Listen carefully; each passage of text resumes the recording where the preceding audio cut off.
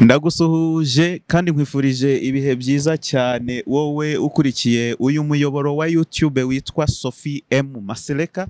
Ndizera ko umeze neza kandi ukomeje kugira ibihe byiza, nguhaye ikaze.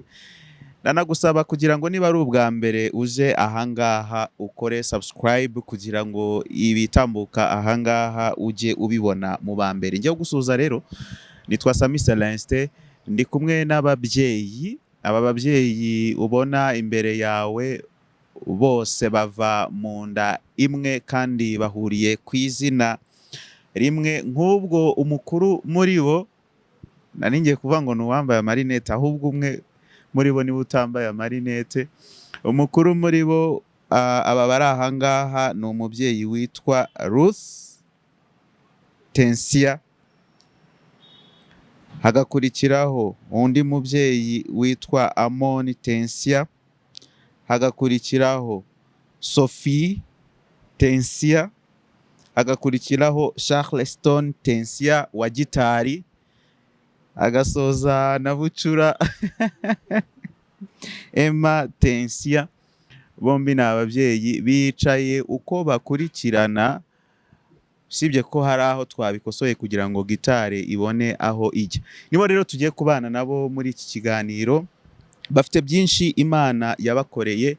Mu kiganiro cy'ubushize harimo umuvandimwe wabo utakiriho kugeza ubu ngubu dukora iki kiganiro. Yarasinziriye, yaherekejwe ejo. Ubwo ejo ni ushingiye ku itariki dukoreyeho iki kiganiro. Ibyo rero nabyo turaza kubinyuraho gakeya, baratubwira ubuhamya bw'uyu muvandimwe wabo. N'aba ngaba rero nibo tugiye kubana muri iki kiganiro. Mpereye ku mubyeyi ufite mikrofone, bahaye ikaze kuri uru rubuga nubwo ari urwanyu. Murakoze cyane Sami.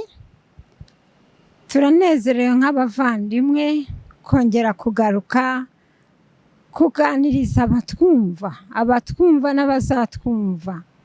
Tugiye kubabwira ubuhamya. Ubushize abatwumvise twagize part 1 igice cya mbere, cyavugaga ngo bari nze basaza. Murinze musaza mutarava mu nzira ababyeyi babatuje. Niko bimeze. Muribuka ko twari turi kumwe na musaza wacu mukuru wawe utubanziriza, ari w'icyo kiganiro cyarebaga. Twari twifashishije isomo riri mu Migani 22 umurongo wa 6 rivuga ngo menyereza umwana inzira akwiriye kunyuramo, azarinda asaza atarayivamo. Yaramaze imyaka 69 arisatira 70. Indirimbo twaririmbye icyo gihe yaziririmbaga mu mutwe adasoma. Niwe wari library wacu, ariko adusigiye umurage. Tugiye gukora part 2 igice cya kabiri. Hari abo tutari turi kumwe, abavandimwe bacu turi kumwe, burya dushimishijwe no kubagira. Rusi na Moni ntago bari bahari, ariko umunsi barahari. Hari n'abandi batabashije kuza, Manasi na Roza. Wenda igihe kimwe twese tuzaza dufite ubundi buhamya. Ubwo rero uyu munsi insanganyamatsiko iravuga ngo amasaziro yawe ni ayahe.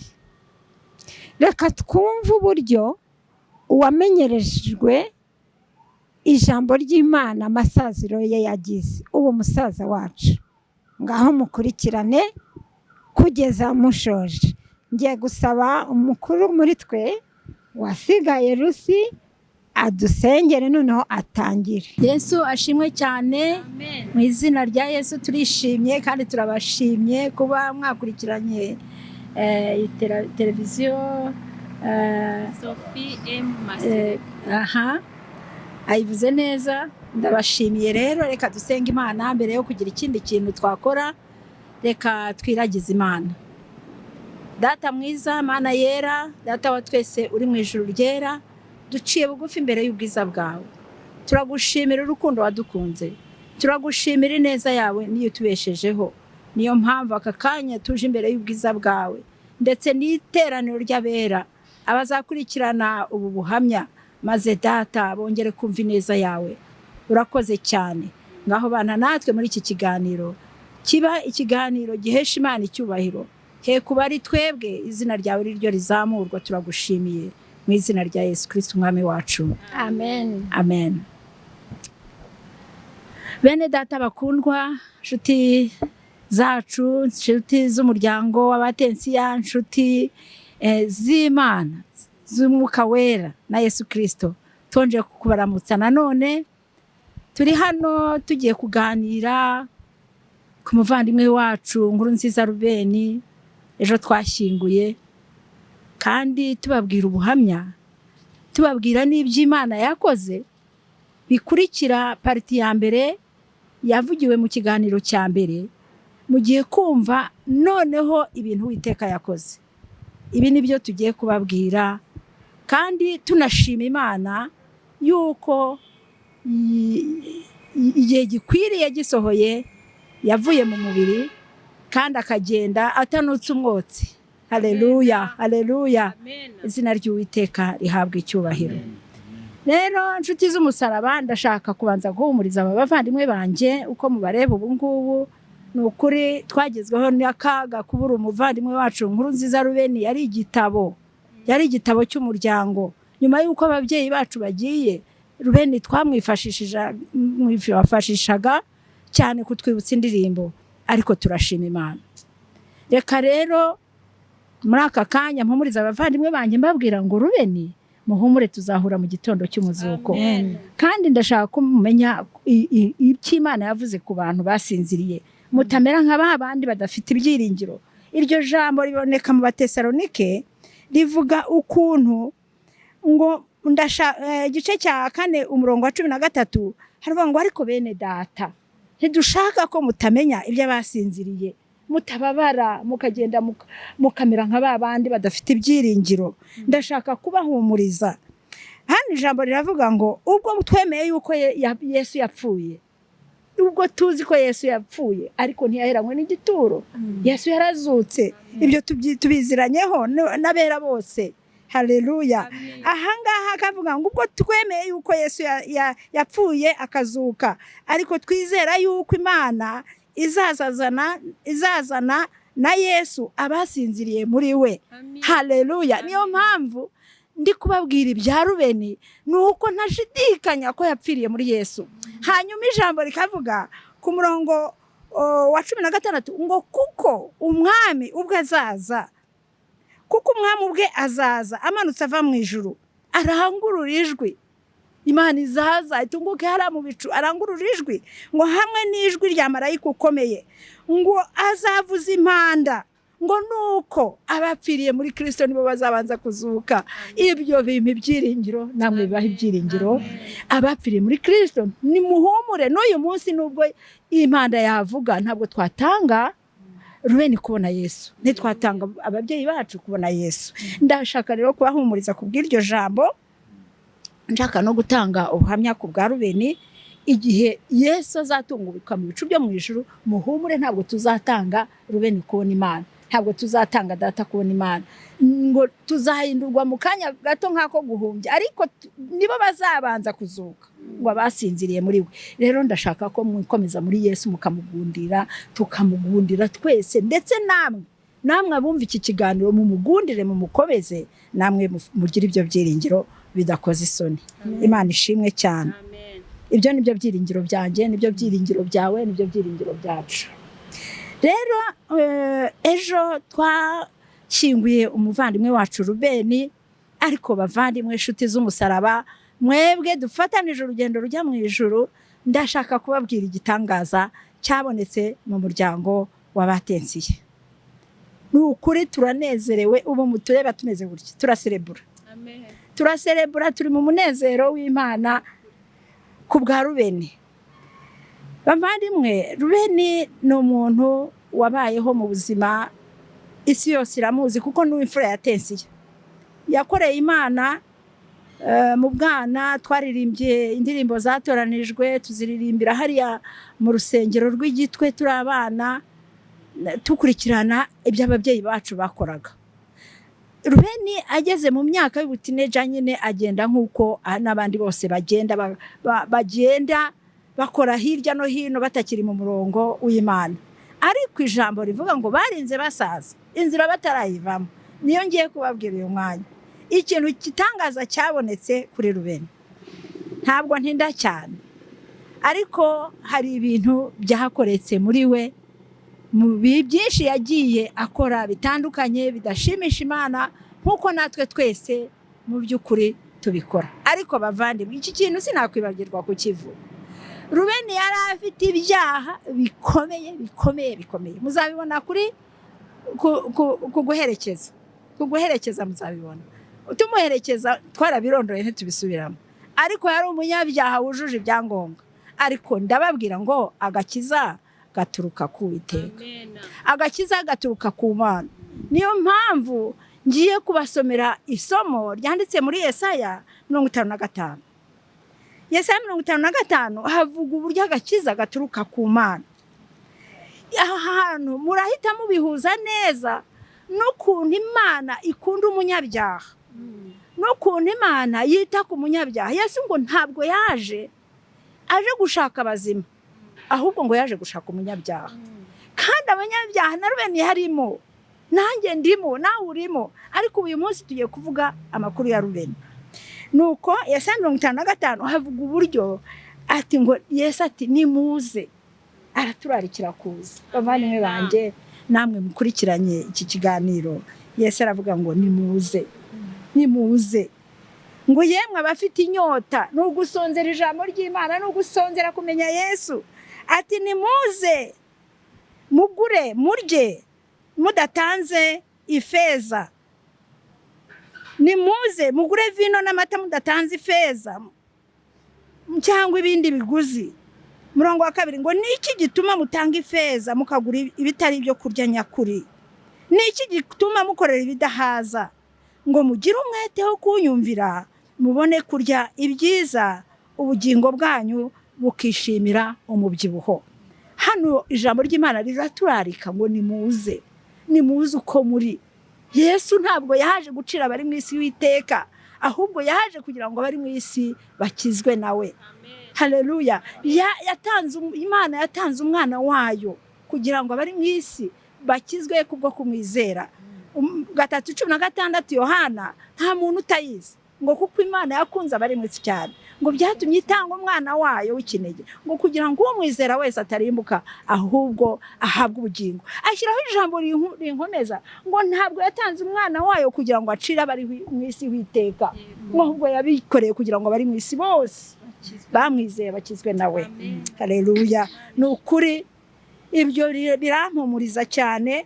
Ariko nihuse reka mbabwire rero Ruben wacu ejo bundi igitangaza cyakoretse mu Tensiya.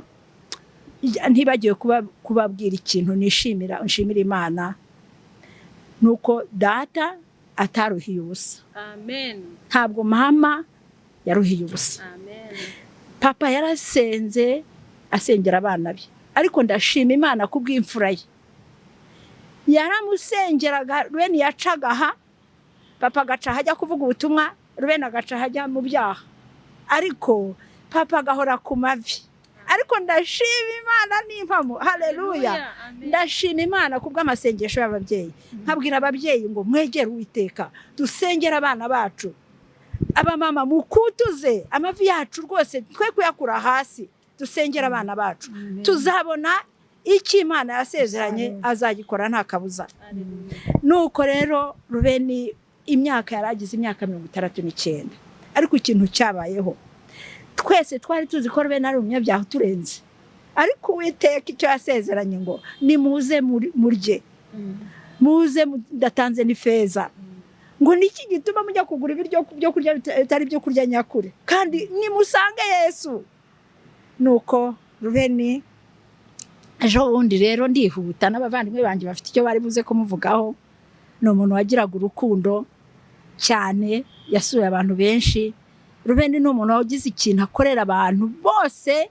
Muri za jenoside yagendaga akora ibintu, abo bose bafite ubuhamya baraza kubivuga. Ndashaka kubabwira ko Ruben ejo hari umuntu wo mu Bubiligi wambwiye ngo umusaza wawe ndamuzi, yaje mu Nyakabanda, ni umucuti wanjye, ataraza akajya afata indangamuntu akayikuraho, akatagatwadikiraho ibitugenda tujya kwihisha. Abo bantu bari gutanga ubuhamya. Icyo kintu rero Imana yari izi ko Ruben izamurokora kubwo kugira neza kwinshi yagiye akorera abantu. Ikindi abavandimwe banjye barabivuga, ariko genda ashaka kuvuga iby'Imana yakoze. Ejo bundi Ruben arampamagara, ndiyo nabaga, arambwira atese Ruben ni atese ati uzi cyabaye ntoya, ati hano haje abagore babiri, ati baje barambwira ngo ese ngo waduha umuti ngo ko turwaye. Ati ndababwira ngo, ati ndiyumvira, ati ndahaguruka njya mu cyumba, ariko ayo magambo nari narayumva mu gutwi kwanjye kuko yari umuntu w'umunywanzoga, ibintu byose by'ibyaha. Ati ndamubwira ngo iyo mirimo sinyikora, ati icyo ubu nsigaye nkora ni ugukorera Imana ngasengera abarwayi. Ati nabwi aba bagore ati baratunguwe, ati ndababwira ngo nimupfukame mbasengere, ati kandi muzagaruke mubwira ko mwakize. Yarabimbwiye rero numva ndahahamutse, numva hari ikintu cyakoretse. Ruben abimbwiye numva hari ikintu cyahindutse muri we, ariko ikintu ushimira Imana nuko kuva icyo gihe Ruben ambwira ayo magambo ntiyigeze aba muzima. Yatangiye gacyo kurwara, ariko tukavugana nkumva ari amahoro. Ariko maze kubona ko yakijijwe neza, nagiye kubona mbona atangiye kurwara, ariko ari umurwayi ugenda. Ariko ndashima Imana, Ruben amaze kwakira agakiza, yahise ajya gufata umugore we bajya kubatizwa mu rusengero, akomeza kwibera mu rugo ashima Imana. Rero icyo gihe ejo bundi ararwara araremba, abavandimwe banjye barabizi. None igihe nari mbabaye cyane, ku munsi nk'ejo azapfa, nagize ibihe byo gusenga, nagize ibihe byo kwicarana n'Imana, niherereye cyane. Iryo ni ryo jambo ngiye gusorezaho, niherereye cyane, mbabajwe cyane n'ukuntu Ruben ari mu bitaro. Kandi tumaze kuvugana arambwira ngo ndumva ubuzima buncika, ngenda ndumva ncika intege. Nuko mu mugoroba ndasenge, Imana inyerekeza mu ijambo ryanditswe muri Matayo 20. Narindi jyenyine n'ukuri, ntabwo nyasoma Matayo pe, numva ibya Matayo ntabwo mbizi. Ariko noneho uwo munsi nagiye kubona mbona Imana inyerekeje muri Matayo 20, niho Imana yanyerekeje. Havuga umugani w'abahinzi bo mu ruzabibu, ariko nasomye ntazi icyo Imana ishaka kumbwira. Gusa nateze amatwi ubwami bwo mu ijuru ngo bugereranywa n'umuntu ufite urugo, ngo yazindutse kare gushaka abahinzi ngo bahingire uruzabibu rwe. Ndatega amatwi ngo asezerana n'abahinzi idenariyo ku munsi umwe, abohereza mu ruzabibu rwe. Isaha 3 arasohoka asanga abandi, arababwira ati namwe mujye mu ruzabibu rwanjye ndi bubahe ibikwiriye. Baragenda, yongera gusohoka mu isaha 6 n'isaha 9 abigenza atyo. Asanga abandi bahagaze, arababaza ati ni iki kibahagaritse hano umunsi wose ntacyo mukora? Baramusubiza bati kuko nawe waduhaye umurimo. Arababwira ati namwe nimujye mu ruzabibu rwanjye. Aha ngaha rero nahasomye, ndahamedita, ndahatekereza. Nuko ngo bugorobye nyir'uruzabibu babwira abantu bakoraga muri urwo ruzabibu, ngo arababwira ati, abwira igisonga ati hamagara abahinzi, ati bose ubakusanyirize, ati kandi uhere ku wanyuma. Ati uhere ku wanyuma bari ubanza guhemba. Urumva ko Imana ifite ubwenge bwinshi, ifite ubwenge butangaje. Urumva ko aha ngaha ati hagamagara abani mugoroba ataba ari kubanza noneho ntangira kwibaza iryo jambo igituma Imana iri kubimbwira. Noneho umurongo wa 9 wa 8 aravuga ngo kandi utangirire kuba nimugoroba saa 11 ngo atangiye rero atangira kumuhemba idenari y'imwe. Babandi rero batangira kwitotomba tese twebwe twazindutse twahingitse umunsi duhinga none se ko nabo bari guhembwa idenari y'imwe twebwe buriya baraduha menshi. Haleluya haleluya. Nuko ati noneho nyir'uruzabibu ikintu cyantangaje cyane muri iri jambo, buriya abakozi bakoze kera ubu bazabona barubeni bajya mu ijuru usanga bariho baravukiriza induru. Usanga bavuze ubutumwa banze kwizera bari inyuma y'urupangu, ariko barubeni bagira ubuntu baje mu isaha saa 11 bari mu gipangu cy'imbere.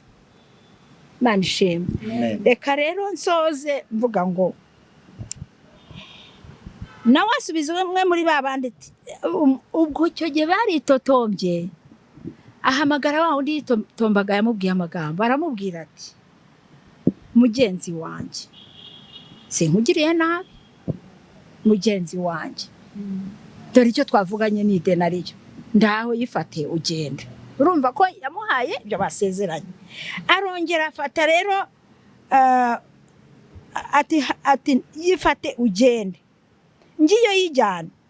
Aramubwira ariko iryo magambo niyo yanyishe mu mutima wanjye ngo ko nshatse, aramubwira ko nshatse guhemba wanyuma nkawe, mbese hari icyambuza kugenza iryanjye uko nshaka. Buriya aha hantu ndagira ngo hari icyambuza guhemba. Niba nshaka guhemba Ruben, niba nshaka guhemba uwo nagiriye ubuntu, uraza kumpagarara imbere undeba igitsure kubera iki? Hari uwambuza guhemba gukora ibyo nshaka? Imana ishimwe. Noneho ikindi cyantangaje muri ibyo bintu ngo uranziza ngo kuko ngize ubuntu. Buriya Yesu niwe mpano twagiriwe twahawe Yesu twamuhawe nk'Imana. Yesu ijambo riravuga ngo nicyo cyatumye Imana itanga umwana wayo w'ikinege kugira ngo apfira bari mu isi, kugira ngo umwizera wese atarimbuka ahubwo ahabwe ubugingo buhoraho. Yesu niwe bugingo kandi umwizera azamuhera ubuntu. Ngo ese urandeba igitsure ngo kuko ngize ubuntu, ngo none se urandeba igitsure kuko ibyanjye niba Ruben yaratoranijwe n'intoranywa y'Imana, yamutoranije isi kiremwa imugira umwana we. Ibyo yakora byose mafumwa Uwiteka Yesu yamenye amaraso ye ku bwanjye kubwo abari mu isi bose. Uwiteka ni uzi impamvu yahaye Ruben ubugingo buhoraho. Jewe rero icyo gihe cyarabaye, none haravuga ngo uko niko abinyuma bazaba bimbere kandi abimbere bakaba abinyuma. Mu by'ukuri nari jyenyine ndaryama, ariko ubuzima bwa Ruben numva bwarangiye. Mu gitondo barambwira ngo Ruben arapfuye. Ni isomo namusengeragamo ntangira gutekereza ubuzima bwa Ruben, ntangira gutekereza imibereho ye, ntangira noneho kwibuka ukuntu yambwiye ukuntu bya bindi yabiretse, ntangira gutekereza ukuntu yabatijwe, ntangira gutekereza imibereho ya nyuma agiye gusinzira. Rero niyo mpamvu je kubatangariza muvandimwe wanjye, Imana yamugiriye ubuntu nkuko yabimbwiye muri uwo mugoroba. Ngo ese uranziza ko ngize ubuntu. Ubu rero turiho turaserebura. Niyo mpamvu Imana yacu ari urukundo. Amen. Imana yacu ndayishimiye kandi namwe ndabashimiye mu neza amatwi. Izina ry'Uwiteka rihabwa icyubahiro. Amen. Amen.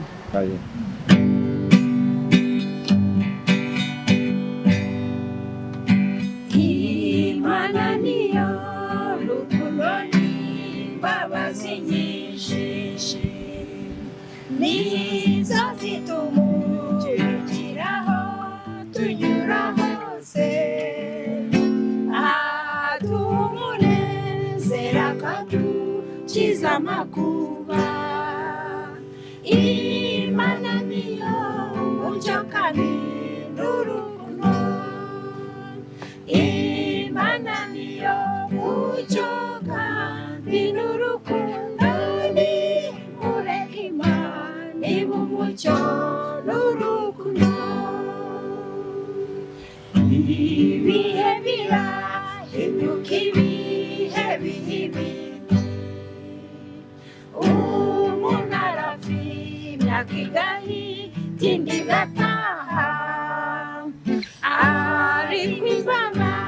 inzozi zayo ntabwo zigajuka. Nimureke Imana ibe umucyo n'urukundo, Imana niyo mucyo kandi n'urukundo. Nimureke Imana ibe umucyo n'urukundo.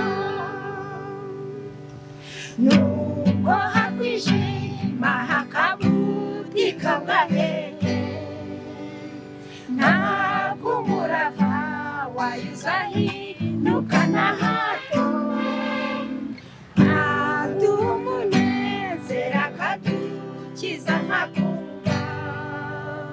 Mwaretse Imana ikaba umucyo n'urukundo, Imana niyo mucyo kandi n'urukundo.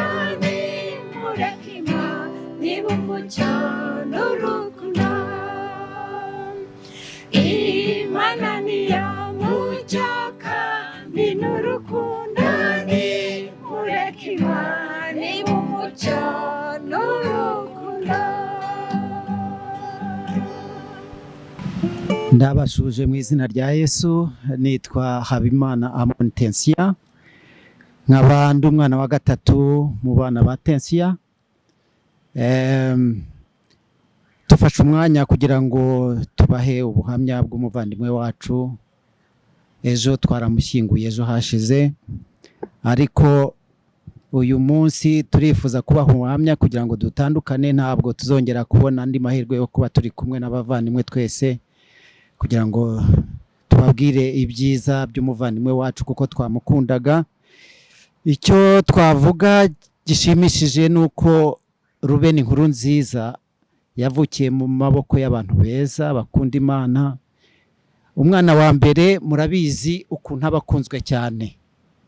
Burya ababyeyi umwana wabo babyaye mbere bamuha urukundo rwinshi, ku buryo nawe yakuze akura afite urukundo ababyeyi bamuhaye. Niyo mpamvu iyo umwana yavutse atagira umubyeyi akenshi usanga adafite urukundo, ariko umwana wavutse mu biganza by'ababyeyi bakunda Imana abazi Imana aba afite n'urukundo. Ruben rero mu mibereho ye yari umwana ufite urukundo rwinshi urw'ababyeyi bamuhaye, nawe yararushyize mu bikorwa, kandi yari umwana ukunda kugira utuntu tw'ubukorikori. Nkuko ntabwo ndi bujye kure y'ubuhamya ejo natanze, kuko genda umwana wa gatatu nzi byinshi kuri Ruben, kandi we ni uwa mbere, hagati hari umukobwa, noneho ngewe nari umuhungu. Urumva ko ngewe mfite byinshi muziho kandi abandi badafite. Ruben rero yakuze ari umwana ufite urukundo rwinshi yakuye ku babyeyi be bamuhaye, kandi akunda kuririmba cyane. Yafataga umwanya we uhagije, twicaye muri sara akaririmba akinigura, agafata nk'amasaha nk'abiri aririmba, kuko yari yarabitojwe n'ababyeyi. Ruben rero yaje gukura, akura nk'abana nk'abandi, agira ubwenge bushobora gukora ibintu by'ubukorikori, agakora amasaha, agakora radio, agakora amagare, kandi ari umwana ntaho yabyize. Abaturanyi bacu twari duturanye barazanaga amasaha yabo yapfuye, bakazana amaradiyo, bakazana amagare. Ibyo byose yarabikoraga neza kandi ntaho yabyize. Mbese byaragaragazaga ko ari umwana ufite ubwenge buhambaye cyane. Ruben rero yakomeje kuba umwana ukura, akajya atembera, agasura abantu, ariko murabizi ko umwana iyo yakunze kugenda cyane yagura ibintu byinshi, agenda akura aho agenda, ariko imibereho ntabwo, urukundo rwe ntiyigeze arureka na rimwe, kandi Imana ye yarayigendanaga. Amagambo yavugaga yose yabaga bari nk'Imana. Ejo bundi yagiriwe ubuntu Ruben mu gihe cye cyo kwitahira, nk'uko mwabyumvise. Yaragejeje mu myaka hafi 70, asigaje amezi make cyane ngo yuzuze imyaka 70. Yagiriwe ubuntu bwo guhura na Yesu, kandi amaze guhura na Yesu nta n'umwe bitagaragariye, kuko nyuma y'ukwezi kwa gatandatu uyu mwaka nta kintu kibi umuvandimwe wacu yigeze akora kuko yari yaramaze kwakira Yesu. amen Ubu twarimo duserebura yakiriye Yesu, ariko twe turabizi, noneho twigizwe n'ubuntu bwo kubibwira abatari babizi ko Ruben yari yarakiriye Yesu kuva mu kwezi kwa 6 k'uyu mwaka. nabishima Umunsi rero twebwe tunezerewe, dushimishijwe n'uko Ruben ari kumwe na Yesu, kandi dushimishijwe n'uko tuzamubona ku munsi w'umuzuko. amen Ruben yewe namugeneye indirimbo igendanye n'imibereho ye kuva mu kwezi kwa 6. Ni indirimbo ivuga ngo ankoze. Ndagira ngo abavandimwe banjye bamfashe tuyiririmbe. Niyo ndirimbo namugeneye kugira ngo namwe mubonereho muyumve. Murakoze cyane.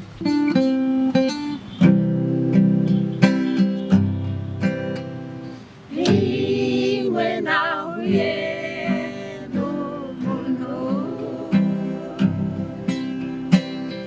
ndemerewe n'ibyaha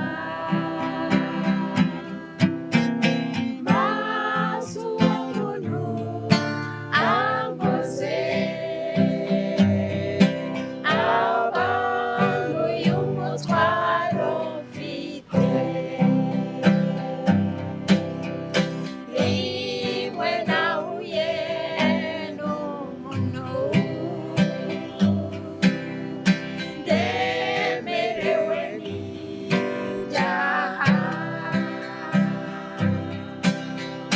maze uwo muntu ankoze abanduye umutwaro mfite ankoze ankoze ibyishimo birasaba ikintu cyiza mu mutima ankoze ndahinduka ankoze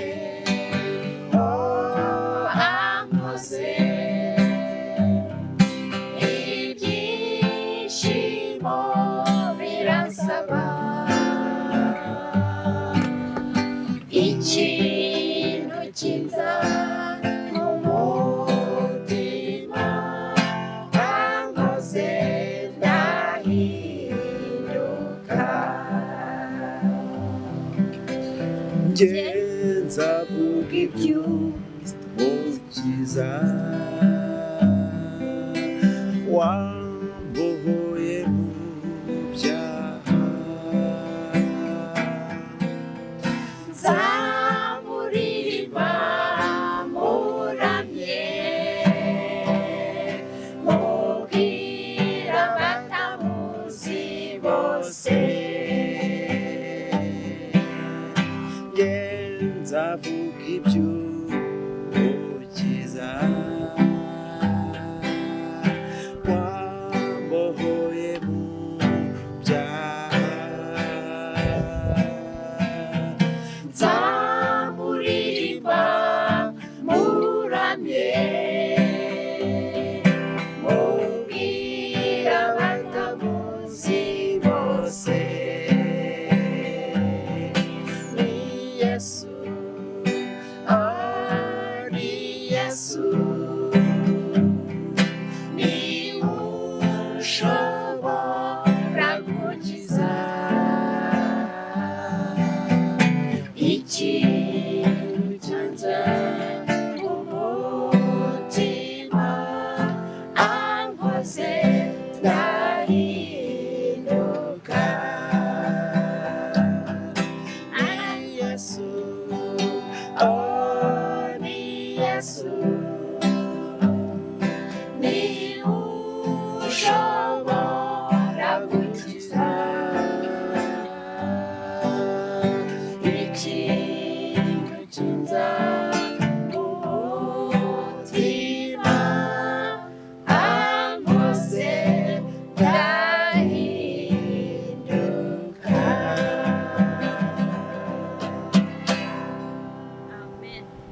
nanjye nje kuvuga ibya Ruben.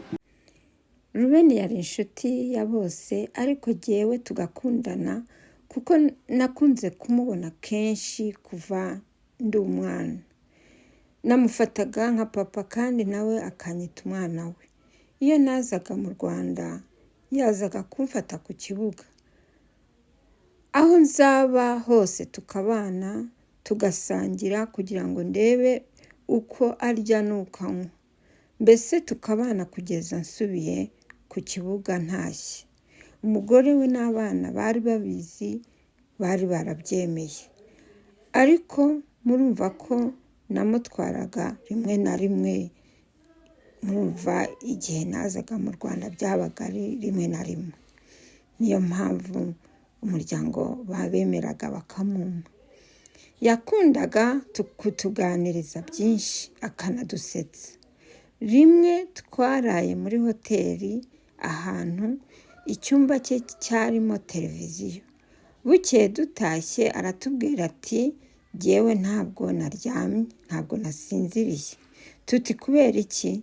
Ati naraye nirebera abazungu, mbega abantu beza. Mbese utuntu nk'utwo yakundaga kudusetsa. Ruben ntabwo yasabaga, niyo yakenaga ntabwo yaduhamagaraga, ahubwo twaribwiraga tukamuha icyo yabaga akeneye. Twamubaza ngo ese ko utatubwiye ko ukeneye iki? Akavuga ngo mba nanga kubarushya kuko namwe muba mufite byinshi bibareba. Nuko Ruben yari ameze. Ni byinshi byiza bye twamuvuga. Niyiruhukire kugeza cya gitondo cy'umuzuko, ahubwo turwanire kuzabonana. Indirimbo turirimba, mbese indirimbo turimo kuririmba nizo twaririmbanaga na famiye yacu turi hamwe. Nuko twaziririmbaga. Ndetse n'ikimenyimenyi ntabwo twigeze twitoza. Gusa twashyize amagambo hamwe, nabwo dufashijwe na mukuru wacu Rusi ari we usigaye. Niwe watwibutsaga amagambo. Mutwihanganire mwumve amagambo ntimwumve amajwi. Hari akandi kantu nababwira. Ubwo Ruben ubundi yabaga mu mujyi, ariko abaye mukuru aravuga ati ni njye mukuru, ni njye papa yasize ku rugo, none nsanze isambu y'iwacu. Araza atura mu isambu y'iwacu wenyine. Yahabaga wenyine, Rudori n'umuryango we aduhagarariye. Akajya ahora atubwira ngo ni njye wasigaye, ni njye mukuru, ni njye ubarinze, ni njye ugomba kumenya uko mumeze, ni njye ugomba kurinda amasambu yanyu kugira ngo hatazagira icyo aba. Ariko ku munsi wa nyuma, iminsi ya nyuma ajya gusinzira rwose iminsi 3, uko twavuganaga ijambo yambwiraga yakomezaga kuvuga muyitonde. Kandi ntabwo ari igihe yaribwiye gusa, ngo n'abandi iyo yabavugishaga yarababwiraga mwitonde. Iryo jambo ni umurage dusigiye kwitonda. Ejo tumushyingura nirinze kujya kuvuga kuko ntabwo byari kunyorohera. Ruben rero abantu benshi bavuga ko yari inshuti yabo, ariko Ruben yari inshuti yanjye bimwe bifatika. Ruben twatangiye kera ndi umwana, niwe naboneho cyane umuntu uza akakwereka urukundo. Niko yabigenje nyiri umwana mutoya. Ngende umwana wa 7 mu mbyaro z'iwacu.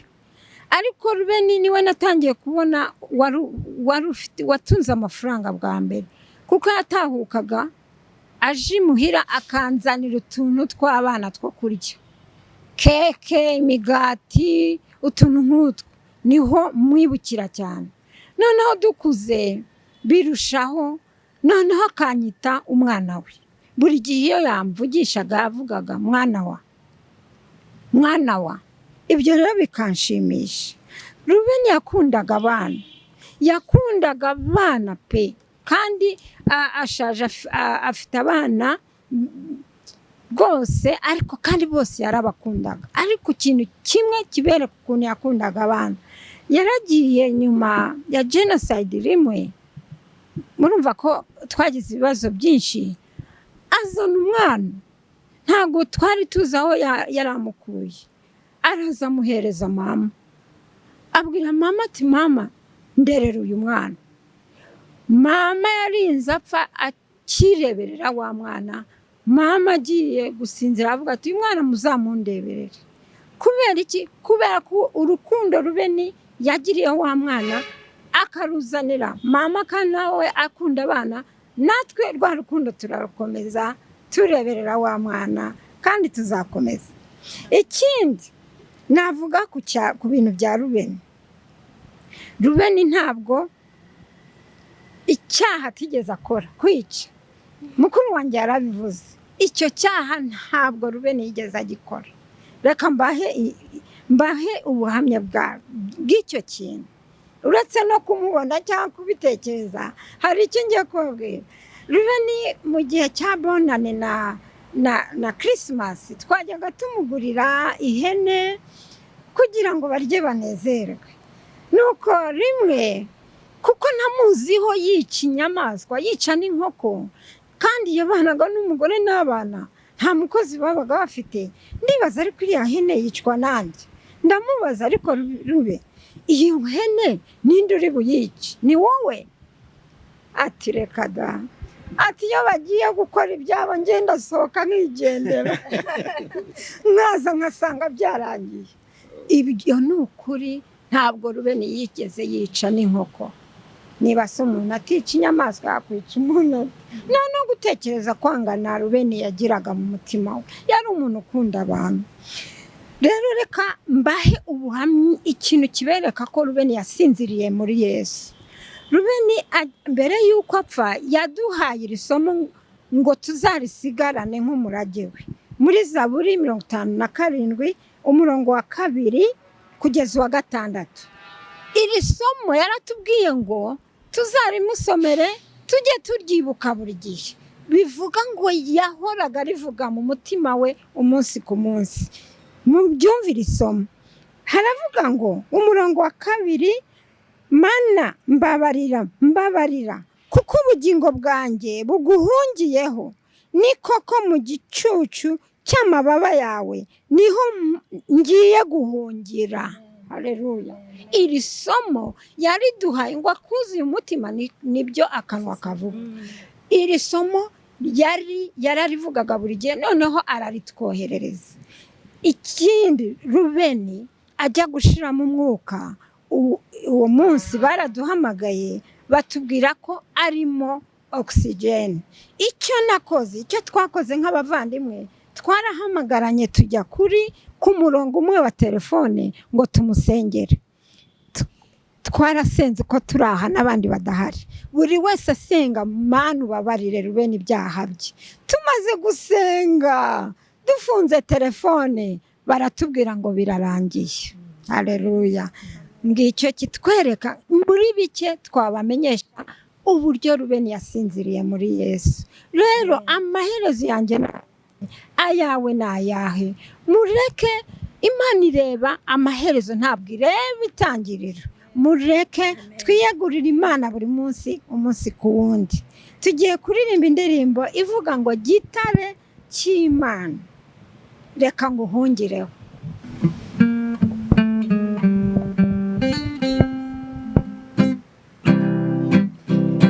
Gitare cy'Imana buhungiro bukuri, kubw'imbabazi zawe tureke nkihishemo, amazina amaraso wazeseye kera, yavuye mu ruguma rwo we nifuza ko ari yo yoza ibyaha byanjye byose unirindira umbere uburuhukiteka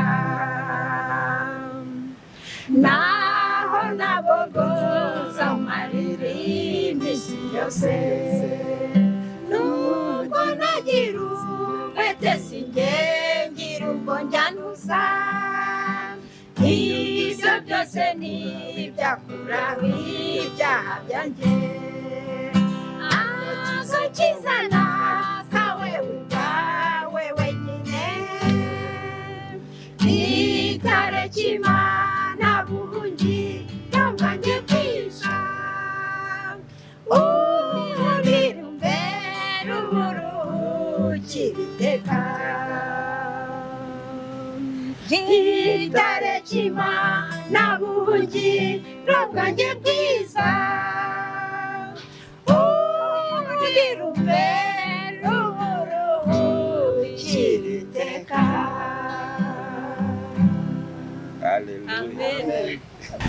Murakoze. Nanjye nitwa Tensia Charleston. Hanyuma ndashaka ko musoma isomo riri muri Yesaya 54 ku murongo wa 53 54.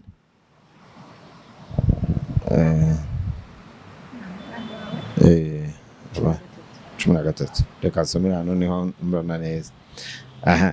Handitswe ngo abana bawe bose bazigishwa n'Uwiteka kandi bazagira amahoro menshi, uzakomezwa no gukiranuka. Agahato kazakuba kure kuko utazatinya, uzaba kure y'ibiteye ubwoba kuko bitazakwegera. Haleluya. Imana ni nziza. Iri somo ndarikunda cyane kuko ndibonamo ubuhamya ku bwa Ruben. Ruben ni igisubizo cy'iri somo kuko yabaye amahoro. Ngewe kuva namumenya ibyo byose bavuze narabibonaga, ariko nge nabonye ari amahoro, ntacyo yigeze aba. Ruben ntiyarwaraga, oya arwaye ubu, kandi rwose yagendaga mu bintu bikomeye. Ibaze nko kuba ushobora kuva gukora ibirometero bigera ku 100 uri ku igare, kandi uri umuntu mukuru, umuntu w'imyaka 60, ariko akaba amahoro. Rero nge nkunda kuvuga ku cyemezo data yafashe cyo gukorera Imana.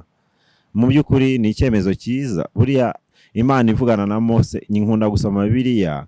Imana yavuganye na Mose, ivugana na Isaka, ivugana na Yakobo, yagiye ibabwira ati nimunyumvira, nimunkorera. Ibwira Mose iti nunkorera. Mu by'ukuri gufata icyemezo cyo gukorera Uwiteka ni icyemezo cyiza cyane gituma uba amahoro kandi n'abana bawe bakaba amahoro. Ruben yabaye amahoro, yagomba kuba yararangiye kera, ariko yabaye amahoro. Ndatangara, nakundaga gutanga ubuhamya cyane ku buzima bwe, ariko nkunda no gutanga n'ubuhamya no ku buzima bwanjye, ariko ubwa Ruben bwo bwarantangazaga cyane kuko yabaye amahoro. Birantangaza kurusha n'abandi bantu bafite ubutunzi bashaka kwiyitaho cyane, ariko Ruben aba amahoro. Nkajya ndebera isomo nkabona ukuntu rigigaragaza muri Ruben. Rero gukorera Imana ni ikintu cyiza kuko isezerano ry'Imana rihinguka muri wowe, rigahinguka no mu bana bawe. Ruben mu by'ukuri kuba yararangiye ejo bundi, nge mbona ari nk'ubwende, ni nk'ubushake bwe. Ntabwo yari no kurwara ntibyari kubaho kuko yari ariho uburinzi bukomeye. Uburwayi bwandi kuba bwaranamufashe kera, ariko yagumye yishyiramo ngo ngiye gupfa, byishyiramo nyine biraza arapfa. Ariko Ruben yari ariho uburinzi bw'Imana mu buryo butangaje kuko gupfa byashobokaga na mbere yaho. Ndeka noneho mve mu mwuka nigire mu buzima busanzwe ku bya Ruben. Ruben namwigiyeho nk'umwana muto umukurikira. Amoni yavuze ku bijyanye n'ubukorikori yakoraga. Nanjye nkura nasanze koko ari umuntu uzi gukora igare, ikintu cyose mbega gipfuye, televiziyo yapfa, iradiyo yapfa, bakamuzanira. Namwigiyeho ibyo. Nanjye naragendaga nkareba nkabo ese buriya yabyize nkasanga ntaho yabyize ndavuga nanjye nabikora. Namwigiye rero utwo tuntu. Ikindi kintu namwigiyeho, yari umuntu bakunda kuvuga ngo yego ngo afite amakosa, ariko we ntiyabyemeye, ntabwo yigeze abyemera. Yarazi ko ari right buri gihe. Yaraza akavuga Sofia niwe mugabo natanga, yaravuga ngo mwana wanjye nyumva icyo nkubwira, akavuga nyumvira. Akaza akadukoranya mu rugo akavuga ati rero bana banjye mbagira inama mujye mukora gutya, atitaye ku byo mumuvugaho. Kandi koko ibintu avuga akabigenderaho kuko azi ko ari right, akabivuga uko bigomba kuba, mwabyumva. Mu by'ukuri umwuka wamuvugiragamo. Icyanejeje rero ni ukuntu endi yabaye. Ibyo Sofia yavuze niko byagenze, byarantangaje ukuntu iri somo ryakoreye kuri Ruben kugira ngo umwana wacu cyangwa se umwana wa papa aba amahoro. Mu by'ukuri azi mu ijuru, kuko Imana yakoze ku buryo ku munota wa nyuma marayika w'Uwiteka amanuka akaza akajya kuri Ruben. Kuko amasengesho mwakoze niyo amanuye marayika, mwaramuhamagaye araza ajya kuri Ruben, aramufata aramutwara. Niko byagenze kuri Mose apfa, yari yarakoze ibyaha. Baraza baramurega ngo tuzi ko yishe umuntu mu butayu, ntabwo agomba kujya ku Mana. Ubwo ni abamarayika ba Satani. Marayika w'Uwiteka arazaba ngo uyu ni umukozi wanjye, ntawe uri mu mutware. Marayika aramutwara kwa Mana, atitaye ko Mose yakoze ibyaha. Niko na Ruben byagenze, niko byagenze. Marayika yaraje kubera amasengesho mwakoze, mwaratabaje muratabaza, ariko kuko Imana yari yarabipangiye muri isengesho. Abana banjye haleluya. Urumva murasenga, Imana yabipanze, muze gura ku isengesho murasenga, marayika araza atwara umwana wawe. Imana ishimwe cyane. Byuka dore umwambara guhamagara, kandi wizere ijambo rye, girabwaho wamamaza ijambo ry'umukiza iwe Kristo umwami wacu. Ndirimba indirimbo inyegeri turabagiraniye, tugiye imbere tuyobowe n'umukiza wacu ni Yesu.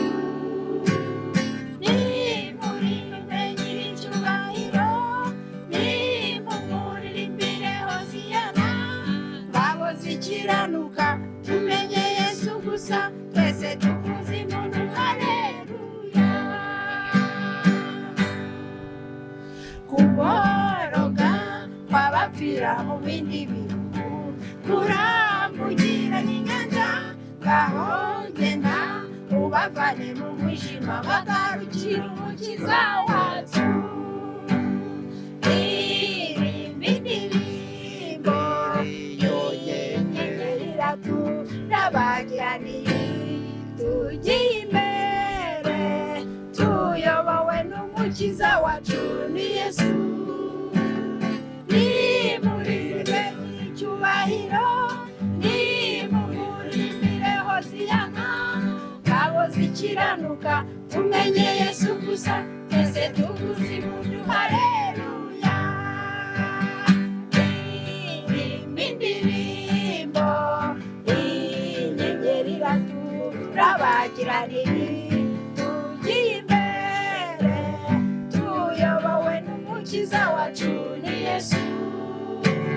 Nimuririmbe nyir'icyubahiro, nimumuririmbe hosiyana, ngabo zikiranuka, tumenye Yesu gusa, twese tuvuze impundu haleluya. Ni njyewe Tensia Emma, ndabashuje mwese mu izina rya Yesu Kristo. Abakunzi ba channel yacu Sophie M Masereka, ndabashuje, Imana ibaha umugisha kubana natwe. Nanjye nje mu mwanya w'abavandimwe banjye kugira ngo mbabwire gatoya ku muvandimwe wanjye Ruben utakiri muri ubu buzima, utakiri mu mubiri. nk'uko umuvandimwe wanjye Rusi yabivuze ati ndabihanganishije bavandimwe, nanjye ndabihanganishije bavandimwe. Uwiteka abahumurize, abaha amahoro, Uwiteka barebe neza, aborohereze muri uru rugendo turimo rwo kwizera. Amen. Bakundwa rero, Ruben mwakunze, mwabonye mu kiganiro twakoze, abenshi bagikurikiye ku Itabaza TV no kuri Sophie M Masereka. Ubu tugiye kongera kumuvugaho gatoya, kandi ntabwo tukiri kumwe. Ngewe urupfu rwe rwansigiye isomo, kandi ntabwo ari rinini cyane. Ni isomo ry'uko tutagomba kwita cyane ku itangiriro, ahubwo twite ku iherezo. Hari bene data bakunda kuvuga ngo Imana iduha iherezo ryiza, bakabisengera cyane. Koko nabibonye kuri Ruben. Ubushize nababwiye ukuntu ubuzima bwa Ruben buntangaza. Ruben abaho mu buzima, yabagaho mu buzima budasanzwe, ubuzima bwo kutikebagura, akaryama atazi uko ejo bizagenda, ariko akaba azi ko nibucya azabaho, nibucya abana be bazabaho. Kandi koko niko byagenze. Abantu benshi babizi, ubuzima bwe barabuzi. Ntabwo ari umuntu wagiraga uko agenza ngo agire icyo abura, ahubwo wasangaga abavandimwe twese tumuhangayikiye. Ibyo rero nkabona ko ari rya herezo ryiza Imana yamuhaye, kubw'uko ababyeyi bacu badusengeye cyane, amasengesho yabo tukayagenderamo. Nicyo mbifuriza, nanjye nifuriza n'abakunzi bacu mwese mu izina rya Yesu Kristo. Ndabifuriza iherezo ryiza. Ndabifuriza iherezo ryiza mu izina rya Yesu Kristo. Yego rero yararwaye, ejo twaramushyinguye hari ku itariki 24 z'ukwa 10 muri 2024 nibwo twamushyinguye. Yaherekejwe n'abantu benshi, abavandimwe be, inshuti z'abavandimwe be, inshuti ze bwite, inshuti z'abana be. Yaherekejwe n'abantu benshi. Ikintu cyantangaje ni umuntu w'inshuti ye witwa Venusti, murumuna wa Ravi, yarambwiye ati Ruben n'uburuben bwe nzi, Ruben n'amateka ye nzi. Ntangajwe no kubona abantu bangana batya bamushyinguye, ngo kugira ngo abantu burire indege bakatisha amatike si umwe si babiri ngo baje gushyingura Ruben. Ati binange mbikuyemo isomo, ati Mana, ati nanjye uzampe iherezo ryiza. Arakomeza aravuga ngo mureke mbabwire ngo nta kintu cyantangaje ngo nko kubona umuntu wivuruguse mu byondo akongera akabyivurugutamo. Ati mu kanya nk'ako guhumbya, ati yigize gutya atahita ava mu byondo atari inyange. Ati Ruben ava mu byondo atari urwererane. Ati isomo ndaryize, ati kandi n'abandi bose bagomba kuryiga. Kubw'ubuzima bwa Ruben rero ntabwo nge nigeze mbabara, ahubwo nge narishimye kuko yararuhutse, kandi ubuhamya butubwira neza ko aho ari naheza. Ntabwo Ruben mu magambo ye mu buryo bw'umubiri yavugira ijambo ryo muri Zaburi 57 igice cya 2 kugeza igice cya 57 umurongo wa 2 kugeza wa 6 ngo abariwe. Ntabwo yari we nk'umuntu w'umubiri, ahubwo yabivugishijwe n'umwuka w'Imana, kuko ijambo rirambwira ngo nta muntu uvuga ngo Yesu Kristo ni umwami ngo abiyobowemo n'umwanzi, ngo nta n'umuntu wavuga ngo Yesu Kristo ni ikivume abiyobowemo n'umwuka wera. Nuvuga ngo Ruben yisanze arimo yatura umwuka wera avuga ngo Mana mbabarira kugeza ibi byago bizashirira, ngo Mana uri hejuru mu ijuru, ngo icyubahiro kibi cyawe. Ruben asoza avuga ayo magambo, Ruben muzi. Hanyuma duha indirimbo yo mu gitabo cyo guhimbaza ya 271. Iyo ndirimbo iratangaje, mwese muzayishake muyumve. Yaravuze ngo koko ngo ngende imbokoboko ngo ntacyo nshyiriye Yesu, ngo kandi ngiye kumusanga. Iyo ndirimbo iravuga ngo kuba turiho hano mu isi ngo tugomba kugira icyo dushyira Yesu, nta kindi. Ntabwo ari ubutunzi, ntabwo ari ubwiza, ntabwo ari ukwamamara, amafaranga. Ni umuntu umukirije. Haleluya. rero Rubeni ngo abo bantu babiri yasengeye yikojeje mu nzazana Bibiliya n'igitabo cy'indirimbo ngo akajya kibarambika ati mu izina rya Yesu Kristo ati kira. Ngo umugabo yamushyizeho Bibiliya, ngo umugore amushyiraho indirimbo ngo mu izina rya Yesu Kristo ngo kira. Warangije arababwira ngo mugende ngo muzaza mumbwire ubuhamya, ngo muzaza muvuge ko mwakize, ngo Imana irabakishije ngo mubyizere. Ibya kera rero ntitubyibuke, ahubwo dusingire ibiri imbere. Ndabifuriza iherezo ryiza mu izina rya Yesu Kristo, amen.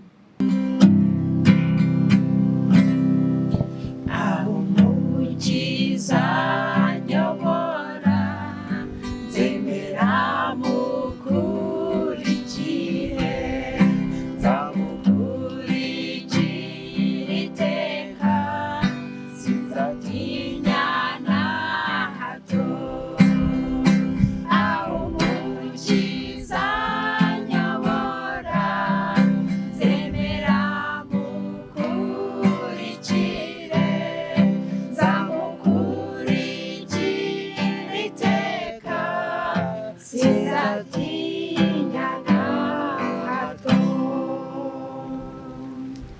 nubwo haba mu masumo intambwe zikanterera, nzumva ijwi ry'uwo mukiza risubiza mu intege.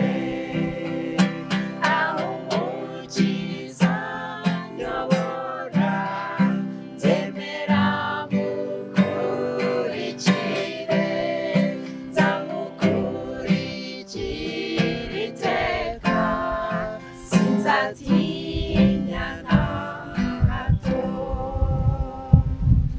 ibi byago nibishira, azatijyanira iwacu, ni kure y'imibabaro, nzaba nanjye nijyaho. aho umukiza nyobora nzemera mukurikire, nzamukurikira iteka, sinzatinya na hato. aho umukiza nyobora nzemera mukurikire, nzamukurikira iteka, sinzatinya na hato.